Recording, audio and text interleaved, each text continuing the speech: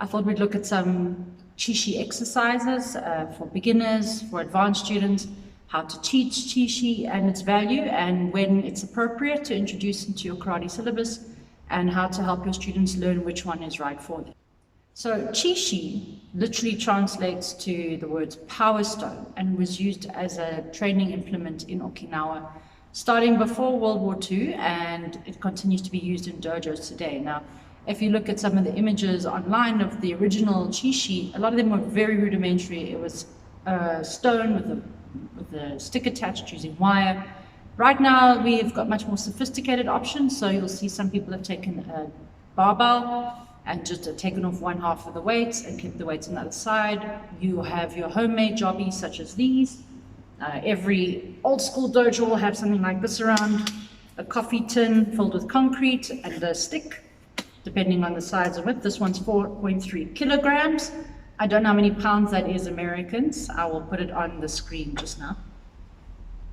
We have something with a slightly longer handle. It's also quite nice balance. This one is 3.8 kilograms, nice weight.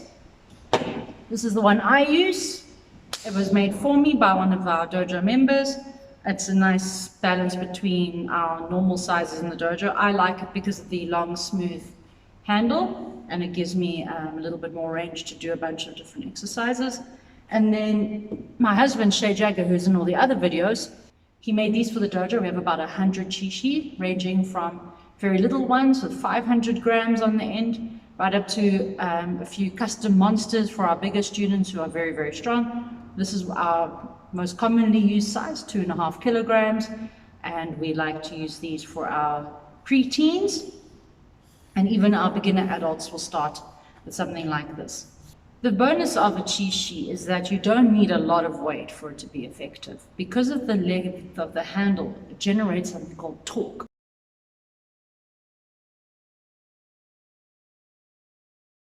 So even though this weight would be nothing for a gym bro, this is about 3.5 kilograms, this is easy.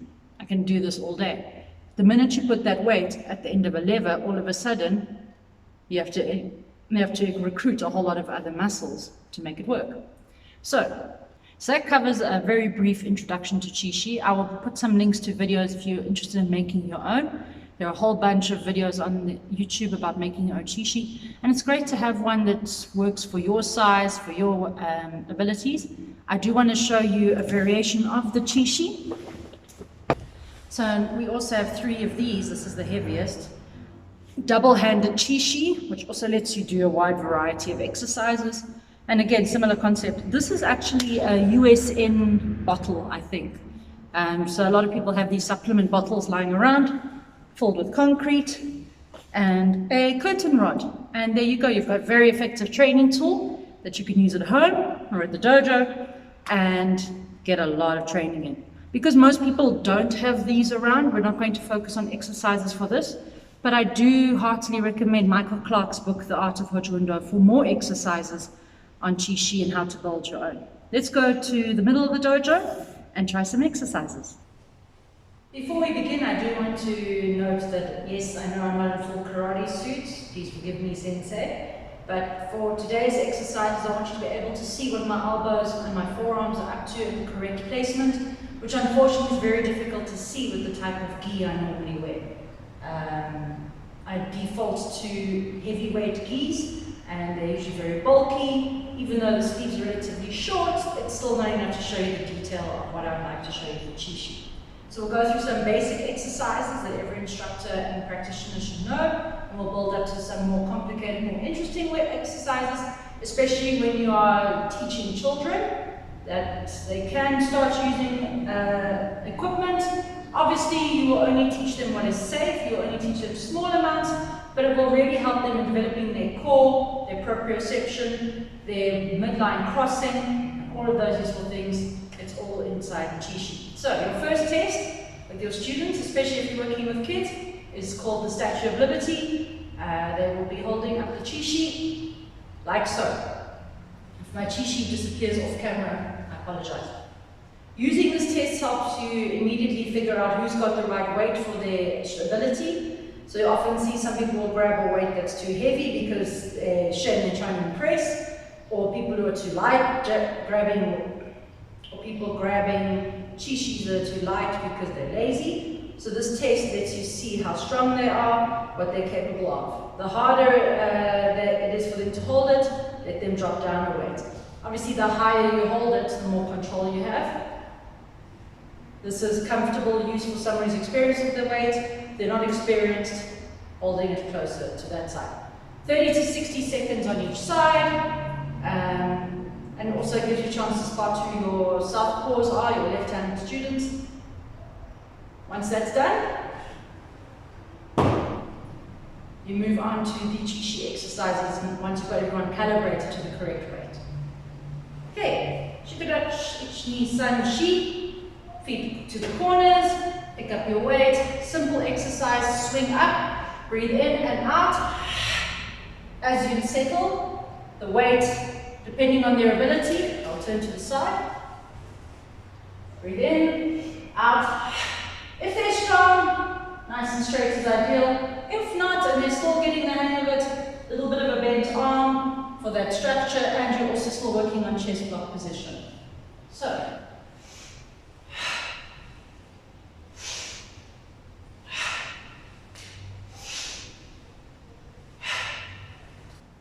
right, after the swing, we have a simple over the shoulder exercise from the front. Breathe in and out. Keeping that arm as straight as possible. Breathe in and out. From the side, breathe in. Oh, start properly. Breathe in.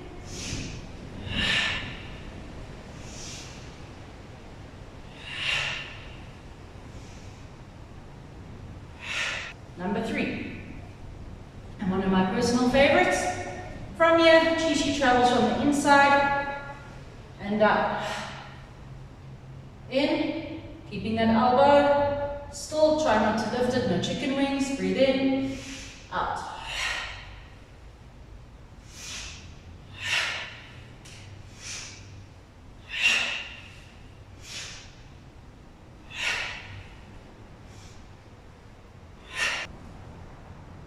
Again, nice gripping motion, excellent karate basics. Similar exercise number 4. From the outside, that wrist is now going to work.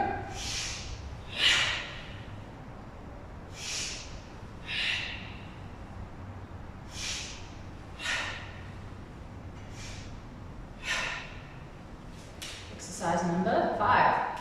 This is a 180-degree turn. Let me use my left hand for a change.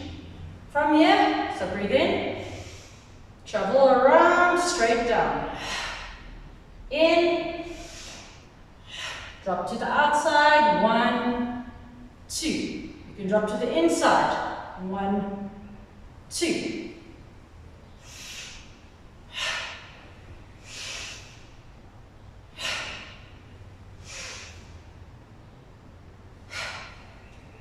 Exercise number 6, around the world, breathe in, go the other way.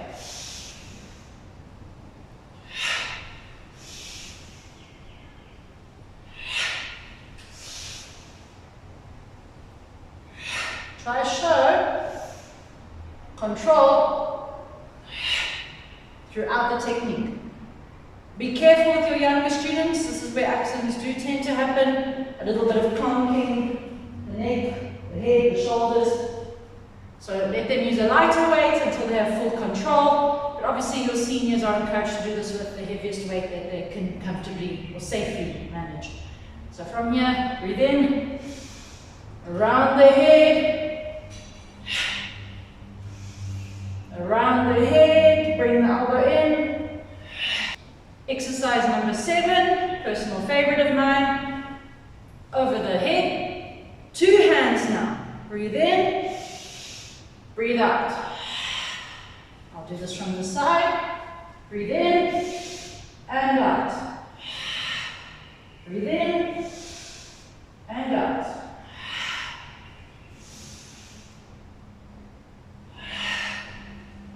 Let's do a variation on this. Breathe in, to the chest, out, in, out. Back to the beginning. Breathe in, out, breathe in again, sorry. Breathe in, out.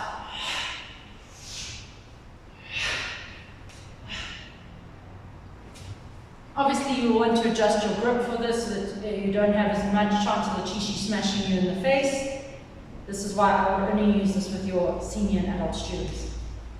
Variation 7B on the same exercise. Overhead, breathe in, out, and as you go out, I want you to twist your wrists and squeeze. From the side, twist and squeeze. So you want to try to do a little bit of a twisting motion as the Chishi leaves your body. One more time from the beginning. Breathe in, squeeze and twist your hands as you go out.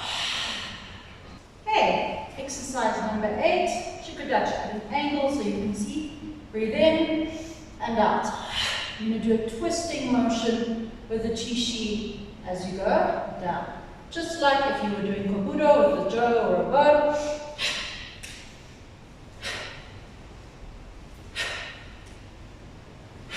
On the other side, breathe in and out. Here you'll see the twisting motion in the wrist and the hand. Not dissimilar to the twisting motion of a punch. Number 9, one of my favorites. This is to build strength in the wrist. Hold your Chishi with your thumb pointing to the roof. Depending on your strength, either hold close to the base, in the middle, or the end. All you're going to do is you're going to tighten that pinky knuckle, you're going to lift and drop. A small movement, one that teaches you to generate a lot of power, develop the forearms.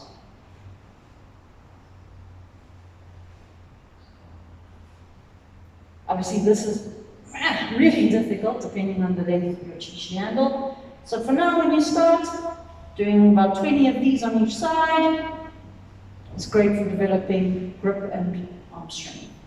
Number 10, something for the obliques. Chishi up. I must say thank you to Sensei Richard, one of our third dans in the dojo, for showing me this one. Breathe in, out. Try to go as far over as you can without losing structure. You're going to feel this down the obliques. This is a great exercise when you want to give your legs a shikodachi break while still working the rest of your body. So from here, breathe in and out. And if you want to make it even more difficult, you go down slowly. Controlled descent, hold, come back up. The opposite arm is doing the pulling, and this one is supporting. So that's 10 Chishi exercises to get you started. I'm going to throw in a few more that you can use depending on your mileage and what you're hoping for in the dojo with your students. So your Chishi exercises don't have to be limited to standing. You can do some core work while on the floor. And this also brings some variety to your Chishi teaching. So from here, we have a variety of the Russian twist. Your students take their Chishis like so, and they place them gently 1, 2, 3, 4 from the side. Making sure they don't obviously smash the Chishi on the floor. Gentle touch and muscle control.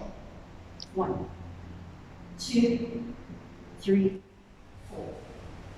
For those who have got very weak cores, they can put their feet on the floor and still do the same exercise. As they get stronger and you get stronger, feet go higher, and you try to balance that with the Russian twist. Another variation is row your boat. So students can again rest their feet if necessary, or they can lift their feet for an extra challenge. From here, 1, 2, 3, Doing a clockwise circle to start. Anti-clockwise, sorry. 1, 2, 3, and then the other way. You'll feel working the lats, the shoulders, the sides, and your core. Do a couple of repetitions of these, 4 sets of 20, and you'll be exhausted by the end of it. It's a great exercise.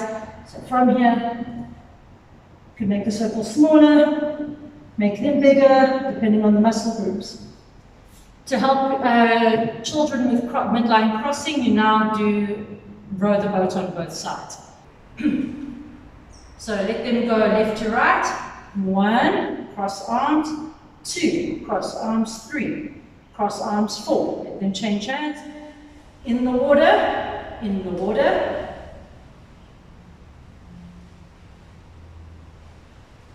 And you'll see they're drawing a nice figure of 8 while they are doing core work.